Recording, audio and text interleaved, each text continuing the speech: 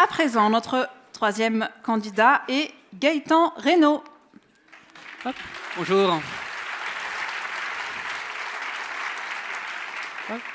Gaëtan, vous allez nous présenter votre thèse en français, mais le titre est le suivant. Characterization and control of slender flexible structures interacting with floors.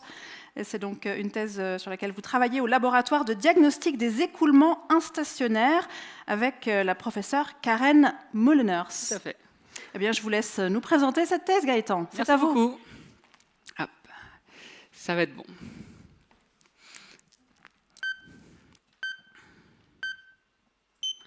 Les tempêtes sont responsables de dégâts considérables. Des habitations détruites, des pylônes pliés et des milliers de personnes sans électricité ni moyens de communication. Ce qu'on entend un petit peu moins aux informations, c'est que le responsable est un danseur capricieux. Ok, va peut-être falloir que je m'explique.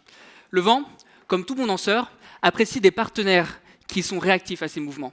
Mais nos bâtiments, nos infrastructures sont rigides. Elles sont faites pour ne pas se déformer. Alors, pas de vent, un peu de vent, pas de souci. Quand le vent devient de plus en plus fort, ces bâtiments résistent. Et vous savez ce qui se passe quand on danse avec quelqu'un de rigide, non? On se marche sur les pieds et on tombe. C'est la même chose avec les bâtiments.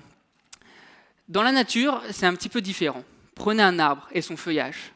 Par beau temps, peu de vent, les feuilles prennent un maximum de place pour capter toute l'énergie du soleil. Quand le vent se lève, les feuilles sont attentives à l'écoulement et se plient comme si le vent pouvait mieux glisser dessus, il y a moins de surface sur laquelle tirer.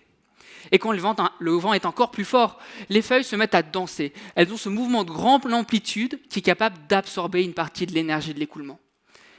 Il y a énormément de potentiel à aller chercher dans cette direction. Les arbres et leurs feuilles sont capables de résister à des vents bien plus forts que leur équivalent rigide. Voilà le problème. Cette danse, on n'arrive pas encore à la danser. On ne comprend pas encore les règles du jeu. Alors, dans ma thèse, je place un certain nombre de feuilles dans une soufflerie, une sorte de grand ventilateur capable de recréer ces vents forts, et je regarde les feuilles danser avec le vent. En pratique, je regarde trois choses. D'abord, la force qu'exerce le vent sur la feuille, dans quelle direction le vent tire, est-ce que ça va casser? Ensuite, je regarde les mouvements de la feuille elle-même. Quelles sont ses déformations? Comment est-ce qu'elle danse? Quel pas? À quel rythme? À quel endroit? Et enfin, j'essaye de révéler ce danseur invisible qui est le vent. Alors, pas facile, parce que le vent, on ne le voit pas comme ça, mais on a une technique au laboratoire. On dissémine tout plein de particules dans l'air et on en éclaire une tranche avec une nappe laser. L'image que vous voyez derrière moi en est un parfait exemple. On a superposé plusieurs photos où on peut suivre le chemin des particules et en déduire la direction du vent. D'ailleurs, vous avez peut-être remarqué cette grande zone d'enroulement. C'est la trace d'un tourbillon. Tourbillon qui va tirer très fort de gauche à droite sur la feuille et participer à cette danse. Avoir accès aux forces, aux déformations et aux traces des tourbillons, ce sont de super outils pour comprendre les mécanismes de cette danse. Mais ce qui nous intéresse ultimement, c'est pouvoir contrôler, changer les règles, changer les pas de base de cette danse. Et pour faire ça, on peut par exemple changer la forme des feuilles.